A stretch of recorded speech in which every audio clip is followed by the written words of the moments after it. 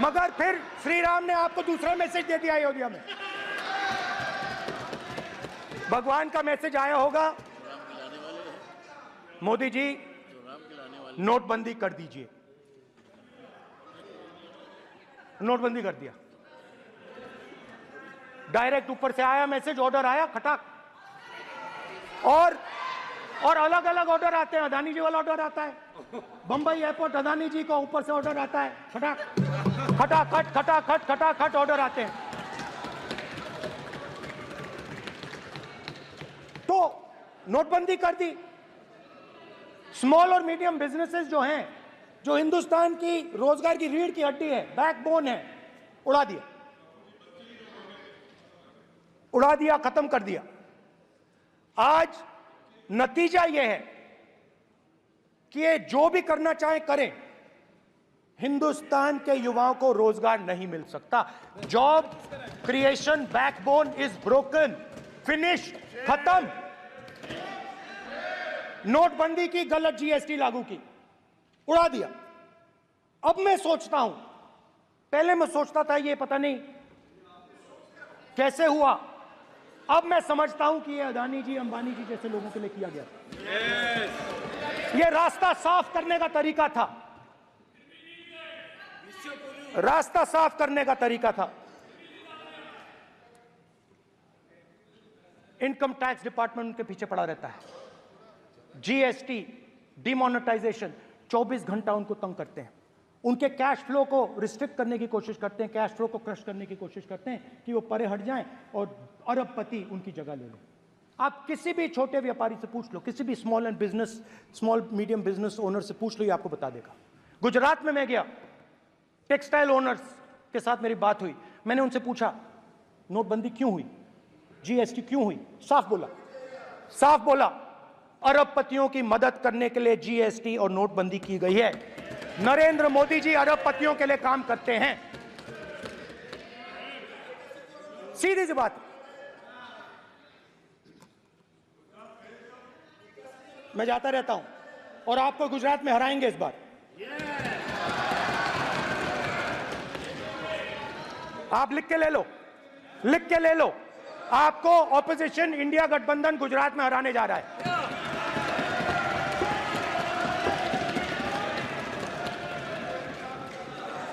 किसानों को डराने के लिए लैंड एक्विजिशन बिल जो हम लाए थे, उनकी जमीन की रक्षा करने के लिए, उनको सही कॉम्पनसेशन देने के लिए, उसको आपने खत्म कर दिया। यहां कोशिश की, कर नहीं पाए तो स्टेट्स में खत्म कर दिया।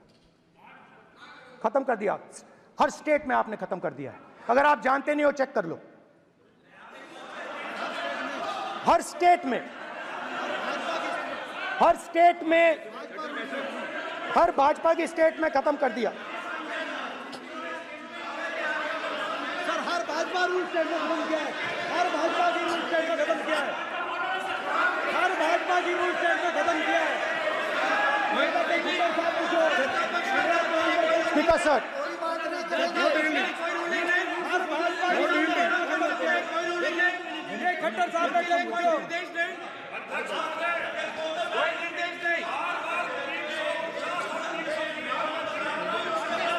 सत्तापक्ष बार खड़े होकर भाषण को कम कर रहे हैं। कोई रूलिंग नहीं, कोई रूलिंग नहीं है।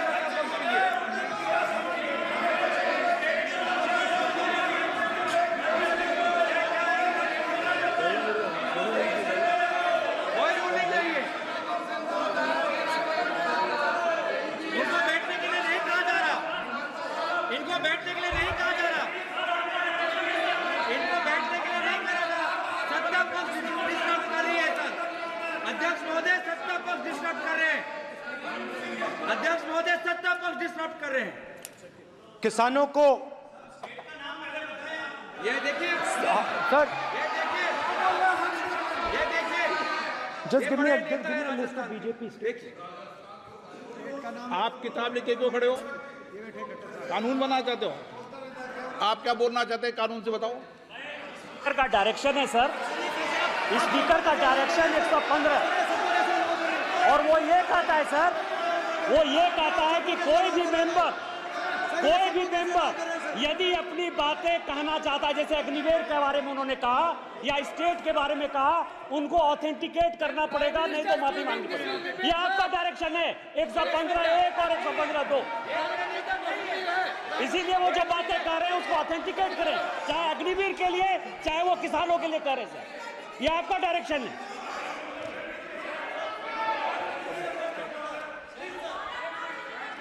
तो किसानों को जो हमने लैंड एक्विजिशन बिल तैयार किया था सही मुआवजा दिलाने के लिए, उसको आपने रद्द किया।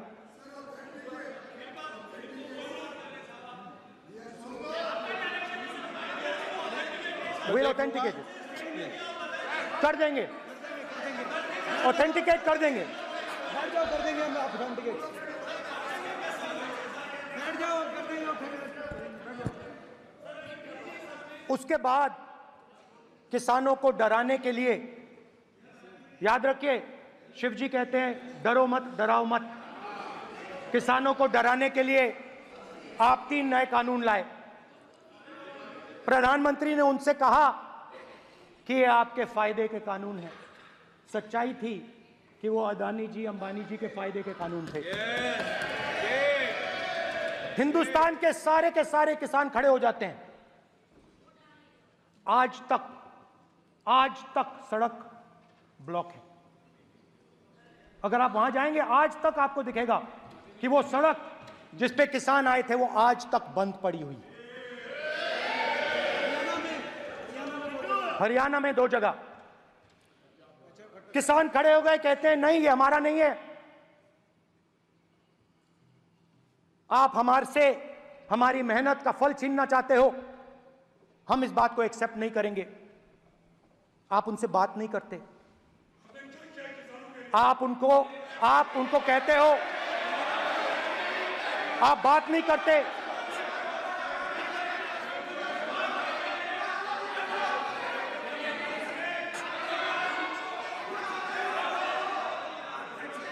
आप बात नहीं करते, आप गले नहीं लगते, आप उन्हें आतंकवादी कहते हो। आप कहते हो ये सब आतंकवादी हैं। झूठ नहीं है, झूठ नहीं है, सच है, सच है। गृहमंत्री जी, मान्यवर, मैं समझ रहा हूं कि विपक्ष के नेता नाते पहली बार बोल रहे हैं, मगर नियमों के पुस्तक के बाहर वो नहीं जा सकते। ये स्टेटमेंट करे कि हम कहते हैं कि किसान आतंकवादी, तो कैसे सदन में चल सकता है मान्यवर? आप एक तरफा नियमों के ऊपर जाकर उनको रियायत दे रहे हो मान्यवर, हमें संरक्षित करिए, ऐसे नहीं चलता। 700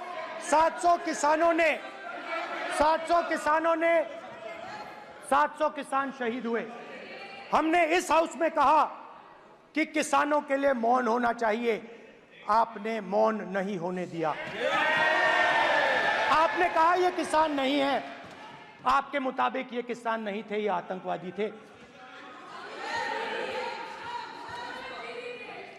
देखिए आपकी एलाई सिर हिला रही है, वो भी सहमत हैं, कौर जी सहमत हैं। देखिए हमारी जरूरत नहीं है, वो सहमत हैं आपसे, वो सहमत हैं। माननीय बोला था माननीय सदस्य, एक शब्द उधर नहीं सर। किसान क्या मांग रहा है सर? स्पीकर सर, माननीय सदस्य, स्पीकर सर, किसान क्या मांग, सॉरी, मेरा ये आग्रह है, आपकी पार्टी का समय नहीं बचेगा, दोगे पूरा?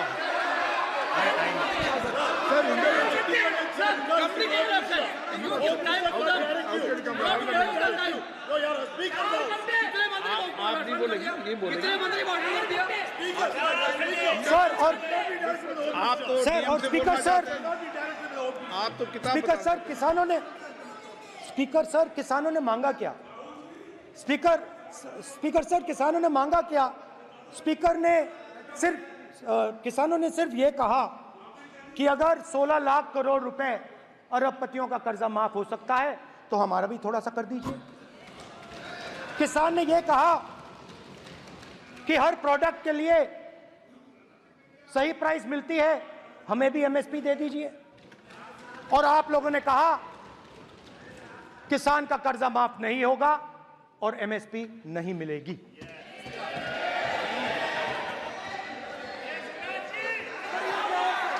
माननीय अध्यक्ष महोदय, ये गलत बयानी कर रहे हैं।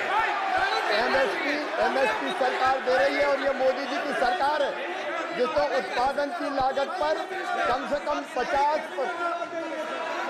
माननीय अध्यक्ष महोदय, उत्पादन की लागत पर कम से कम 50% जोड़कर एमएसपी दी जा रही है और नहीं दी जा रही। ये सत्यापित करें माननीय अध्यक्ष महोदय, ये गलत बयानी कर रहे हैं, ये सदन को गुमराह कर रहे हैं, गलत बयानी कर रहे हैं।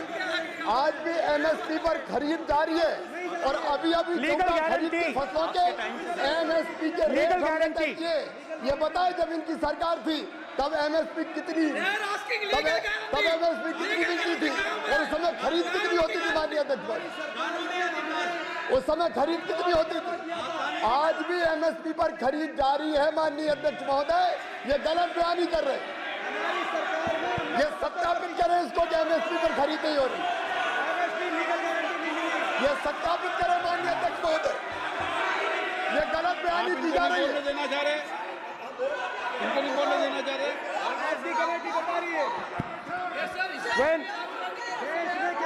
स्पीकर सर, एमएसपी जब मैं speaker sir, MSP with legal guarantee. Speaker sir, the issue is MSP with legal guarantee, not just MSP.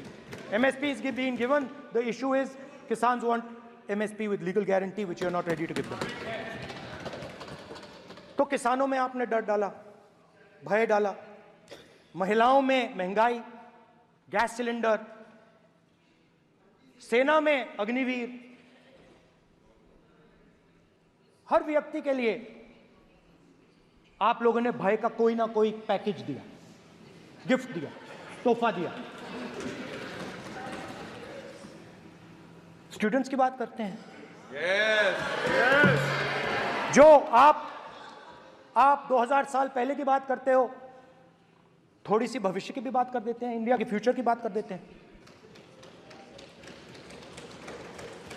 रोजगार तो आपने खत्म कर दिया, नोटबंदी, जीएसटी, जो आपने स्मॉल एंड मीडियम बिजनेसेस थे उनको खत्म करके, युवाओं को आर्मी में अपॉर्चुनिटी मिलती थी, अग्निवीर उनके लिए आपने दे दिया, वो खत्म कर दिया, रास्ता ब्लॉक कर दिया। पब्लिक सेक्टर को आप प्राइवेटाइज करते हैं, वो रास्ता बंद कर दिया। और अब एक नया फैशन निकला है, नीट।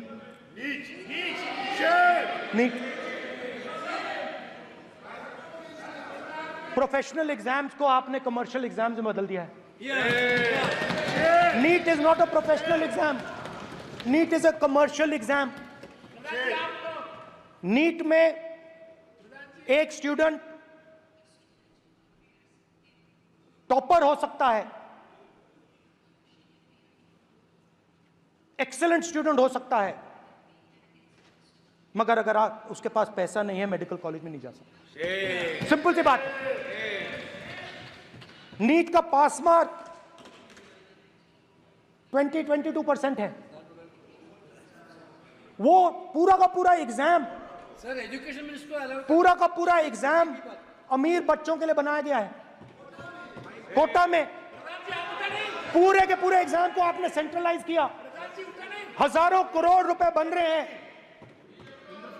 हजारों करोड़ रुपए बन रहे हैं। और कमर्शियल पेपर जो आपने बना रखे हैं, कमर्शियल एग्जाम्स, 7 साल में 70 बार पेपर लीक। प्रेसिडेंट्स एड्रेस में ना नीट की बात होगी, ना अग्निवीर की बात होगी, ये बातें नहीं होंगी। और हमने कहा, हम स्पीकर सर, हमने कहा कि एक दिन का डिस्कशन अलाउ कर दीजिए। हम आपके साथ खड़े होकर इसको रिजॉल्व करना चाहते हैं। इंस्टीट्यूशनल फेलियर है, हम आपकी मदद करना चाहते हैं, रिजॉल्व करना चाहते हैं। सरकार कहती है नहीं, डिस्कशन नहीं होगा, भविष्य का डिस्कशन हो ही नहीं सकता। तो ये हालत है। जहां भी ये देखते हैं, ये सोचते हैं कि भाई भय कैसे पैदा करें,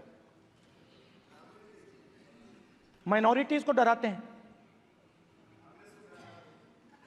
नहीं, कांग्रेस नहीं डरती आपसे।